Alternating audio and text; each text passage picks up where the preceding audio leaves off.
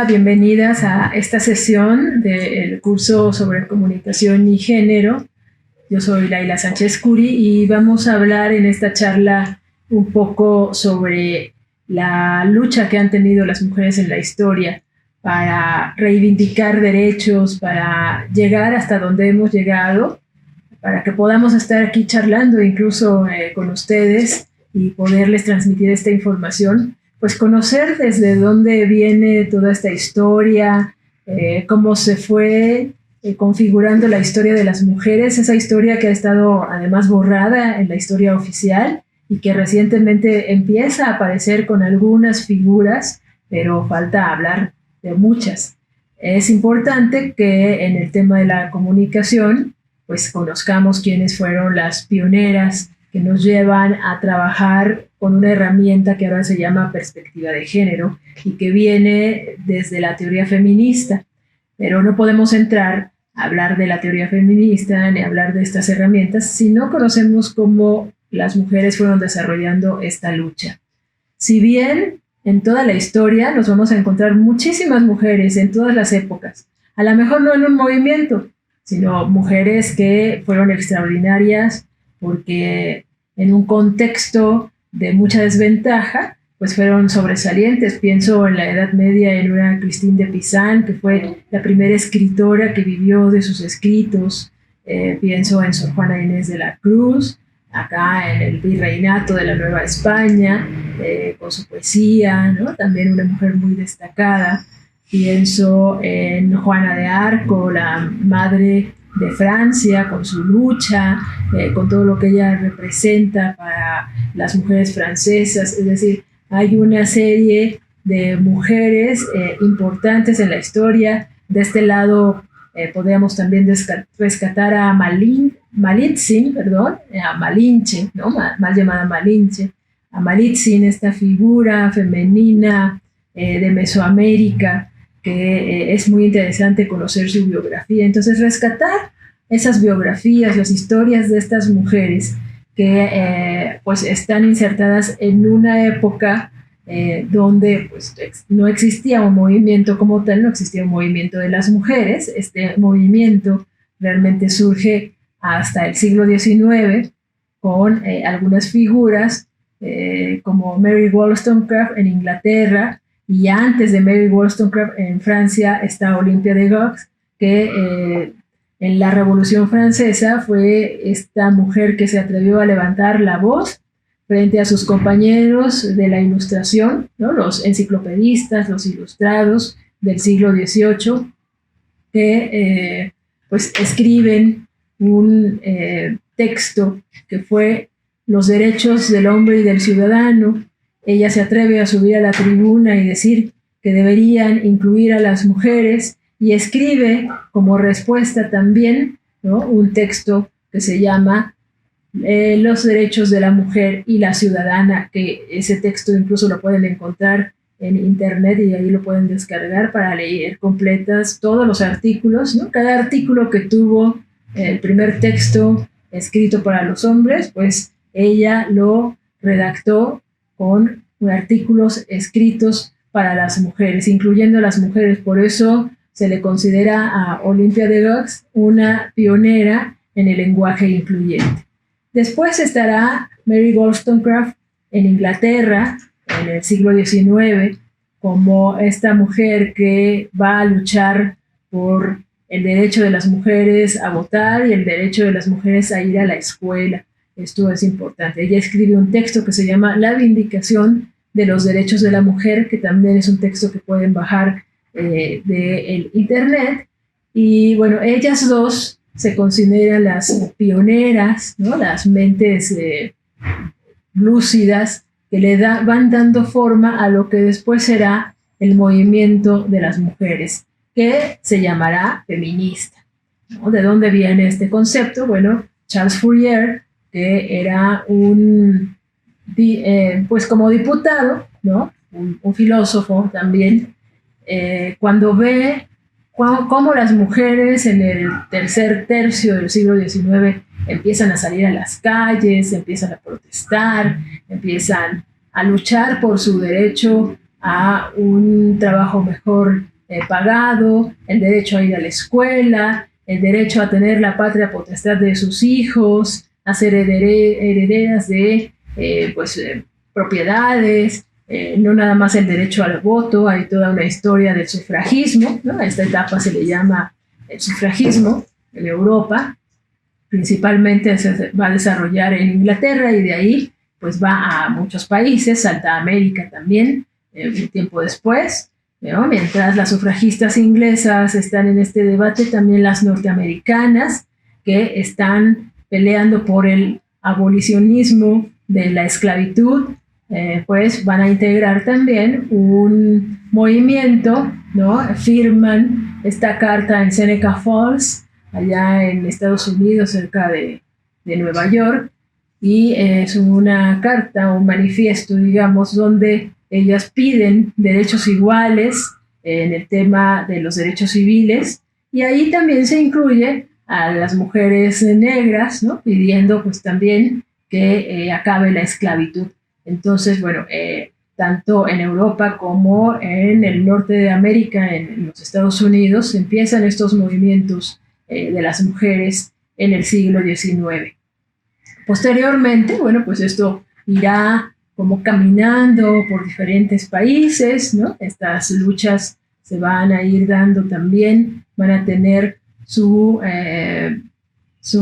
pares, digamos, en otros países. Acá en América Latina, a principios del siglo XX se empiezan a dar las primeras reuniones de mujeres para organizarse, aunque podemos decir que a finales del siglo XIX ya existen periódicos, ya existen publicaciones donde muchas mujeres comienzan a debatir las ideas, a debatir con los hombres, a debatir entre ellas, a escribir.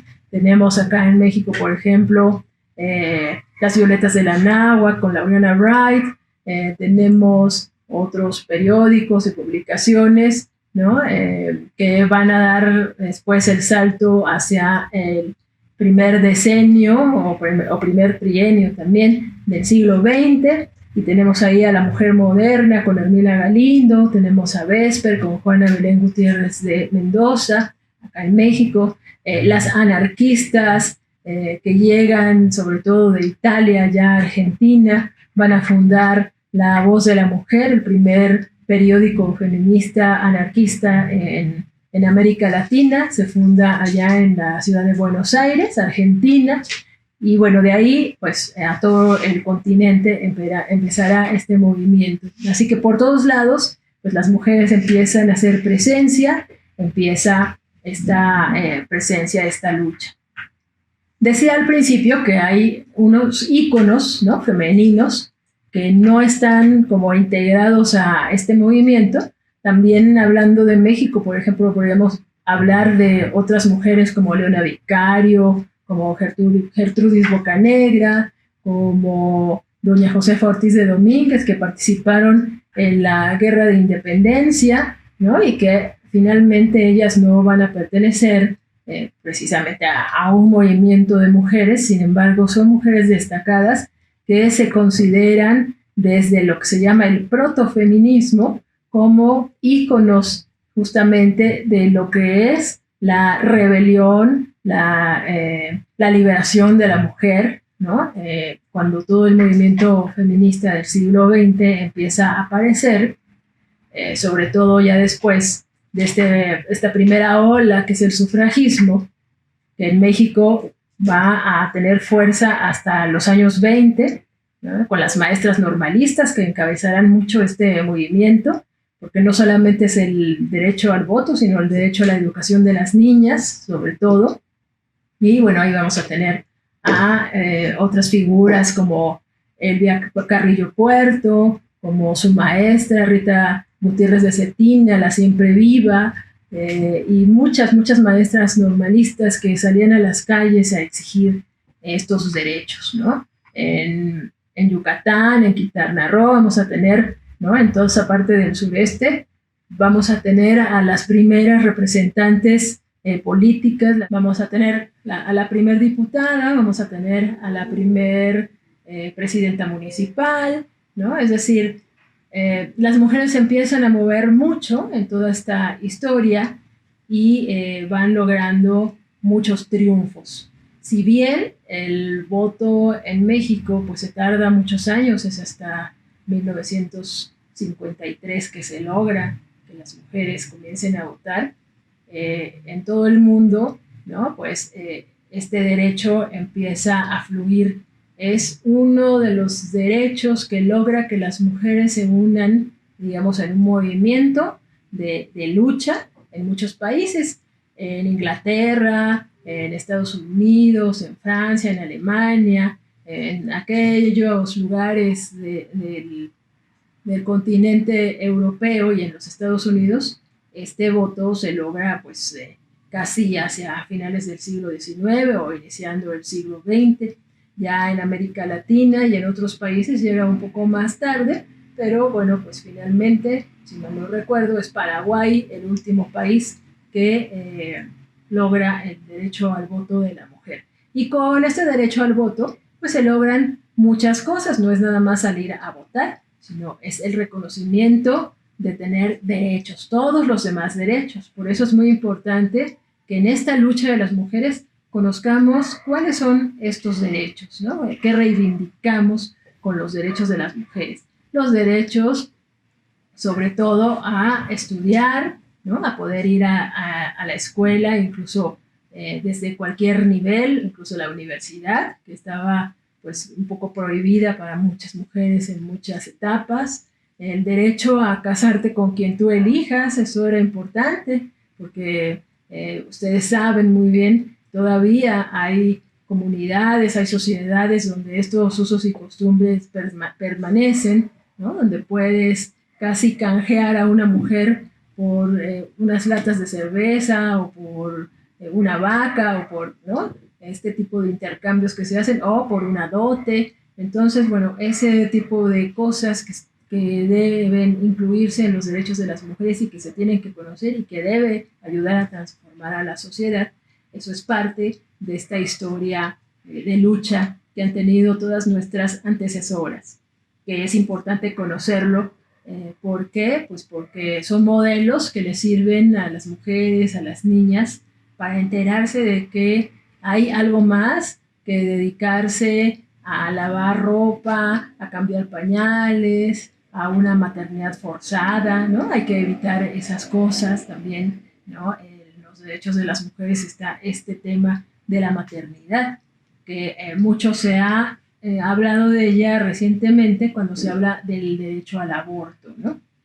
Que es un tema muy delicado, complicado, pues por las creencias de mucha gente, porque intervienen muchas cosas, pero es el derecho a la salud, ¿no? Y el derecho a la salud en los temas de la maternidad, pues tiene que ver con muchas cosas, sobre todo, pues elegir libremente poder tener hijos o no tenerlos, es decir, en la agenda de la lucha de las mujeres se van involucrando muchos temas. Entonces, bueno, pues después de que el movimiento sufragista a finales del siglo XIX, principios del siglo XX, va teniendo sus logros, será después, habrá como una pausa de las mujeres, digamos, porque se logra este derecho al voto, se logra tener, pues ya ser votada y poder representar, ¿no? A las mujeres y a muchas voces dentro de los espacios de gobierno. Bueno, pues vendrá, parece, una época donde las mujeres estarán un poco calladas, pareciera eso, pero no.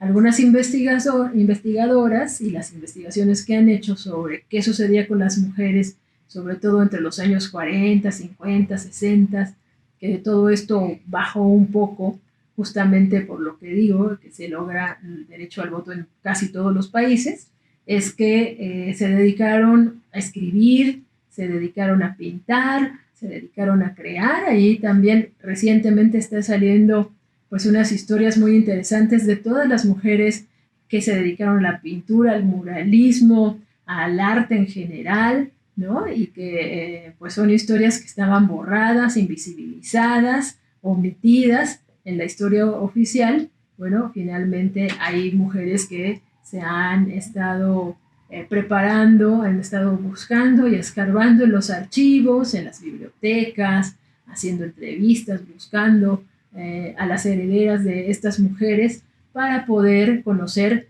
estas extraordinarias historias de muchas mujeres que no existían casi, ¿no? Entonces, bueno, pues los vamos viendo ahí, todo el arte, toda la cultura, ¿no? Las actividades culturales, muchas mujeres han sido soporte, pero también las científicas, también estamos conociendo recientemente nombres de muchas mujeres que desde siempre se han dedicado a la ciencia, ¿no? Y eso es parte también de ir reconociendo que la lucha de las mujeres está en todos los espacios.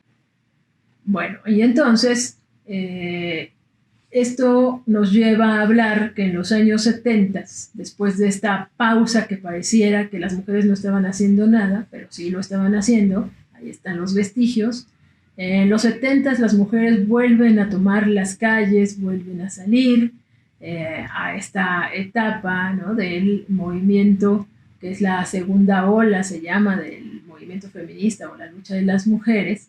Es la etapa que se conoce como feminismo radical. Esto, claro que trae unas raíces importantes, porque ya ha pasado ese primer movimiento de las mujeres por el sufragismo, por la lucha del voto, de los derechos civiles, que es la primera ola, a la que se le conoce como feminismo liberal o burgués, a principio del siglo XX, acompañando a esta tendencia o este enfoque de la lucha de las mujeres. Saldrán otras mujeres, ¿no? Como Clara Zetkin, como Alejandra Kollontai, como Rosa Luxemburgo, esta triada muy importante que hay que conocer su historia de vida de cada una, lo que aportaron. Bueno, ellas son estas feministas socialistas, ¿no? Que están adheridas a la ideología del marxismo-leninismo y que pues lo aplican en sus estudios, en sus análisis. Ellas están al principio del siglo XX, al mismo tiempo que las mujeres anarquistas, que están muy ligadas al sindicalismo, a los derechos de la clase trabajadora, a la lucha obrera, ¿no? Ahí tenemos a la gran representante que fue Emma Goldman, esta mujer que nació en una provincia de Rusia y que después pues emigró a los Estados Unidos y por su lucha política, ya en los años 20 ella hablaba del derecho al aborto, del amor libre, de derecho a decidir, ¿no? Sobre tu maternidad, todos estos temas, ¿no? Que otras anarquistas también irán trabajando y que pues la vuelven a ella un ser que tiene mucho foco para la gente, que la escucha. Por eso en Estados Unidos en algún momento la llamaron la mujer más peligrosa del mundo, ¿no? Comenzó a ser perseguida porque en los mítines o cuando daba sus charlas, pues hablaba de estos temas y generaba mucho escándalo. En esas épocas del principio del siglo XX es cuando en Yucatán, en México, se hace el primer y segundo encuentro feminista, nacional feminista, allá en el estado de Yucatán, en los años de 1916-17. Ahí pues van muchas o la mayoría de las mujeres que están involucradas en este tema, y rescato ahí la anécdota de Hermila Galindo, esta mujer que fue la secretaria particular de Venustiano Carranza, que, como ya les decía anteriormente, ella tuvo una publicación que se llamó La Mujer Moderna.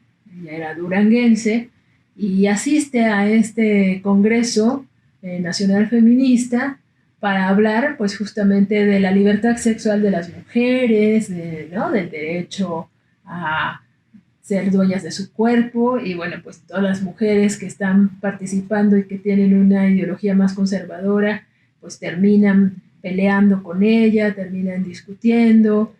Finalmente nada más se hacen 2 congresos y esto se deja de hacer porque, bueno, pues vienen estos conflictos como muchas veces suceden, ¿no? Porque también hay que hablar que en la lucha de las mujeres hay muchas posturas, hay muchas formas de ver la vida, hay muchas posiciones políticas de cosmovisión que pues no hacen que el movimiento de la lucha de las mujeres sea algo homogéneo, y eso lo debemos entender. Entonces, bueno, pues después de todas estas vivencias, llegan los años 70 con el feminismo radical. Radical quiere decir que toma las cosas de raíz y trae otros temas a la agenda y la lucha de las mujeres. Ahí vamos a hablar pues de temas como la violencia sexual, el derecho a ser dueña de mi propio cuerpo, ¿no? El derecho a no permitir que nadie violente mi cuerpo. Se habla ya de la violación, se habla del aborto, se habla del incesto, se habla de algunos temas que tienen que ver justamente con temas privados. Es en la época donde surge esta famosa frase que identifica mucho la lucha de las mujeres, que es: lo personal es político, ¿no? Y cuando digo la lucha de las mujeres, hablo justamente del feminismo, porque ya todas estas manifestaciones que van teniendo las mujeres y que van expresando, bueno, pues ya se conoce el concepto de feminismo, ¿no? Entonces, por eso ya hablamos de un movimiento feminista que va a involucrar a muchas mujeres con muchas formas de ver la vida. Estas ideas del feminismo radical van a desenvolverse después de que una filósofa francesa muy importante para la lucha feminista y que es importante leer, es una de las básicas, es Simone de Beauvoir, allá en Francia, pues saca, ¿verdad?, unos textos, hace unos análisis donde desde la perspectiva cultural nos va a decir que pues todo está construido culturalmente, que realmente no se nace mujer, sino se hace. Y su libro, El segundo sexo, es uno de los libros imprescindibles para entender justamente qué es lo que significa ser mujer en nuestras sociedades patriarcales. ¿De qué se trata esto, no?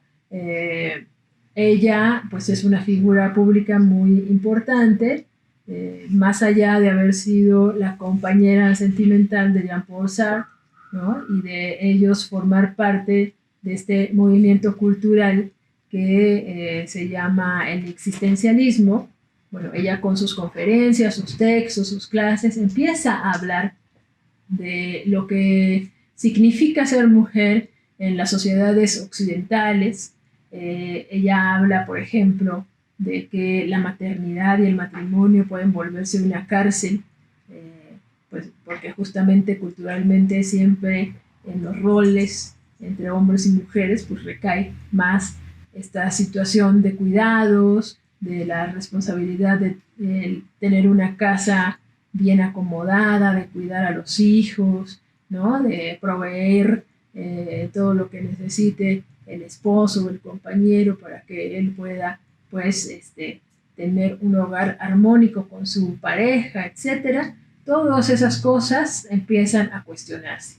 Y de ahí, bueno, pues Simone de Beauvoir va a ser una revolucionaria que al mismo tiempo acá en México alguna mujer que podría pues equipararse un poco en posición, en ideología, será Rosario Castellanos, nuestra poeta chiapaneca, ¿no? Con también pues una tesis sobre cultura femenina con la que se titula en la UNAM en 1950, ¿no? Este texto va a ser muy importante. De hecho ya está editado como libro, ya se puede conseguir el libro, esta tesis, donde pues Rosario Castellanos hace ahí una dinámica que permite tener pues un debate con los grandes filósofos y pensadores que dan la base para incluso ellos mismos definir lo que es ser mujer. Y entonces, ¿no? Esto va a ser importante, o es una de las mujeres importantes reconocidas en la misma etapa casi que Simone de Beauvoir. En el feminismo radical tenemos a Kate Millett, ¿no? Esta escritora norteamericana, que pues va a escribir un libro muy importante sobre la política sexual, ¿no? Ella lo que afirma ahí es que el feminismo radical en los años 60 habla de la autonomía, la separación de los hombres de las mujeres en las luchas políticas. Surge el movimiento de liberación de la mujer y, bueno, Kate Millett, que es esta escritora muy importante que en 1970 escribe un libro que se llama Política Sexual.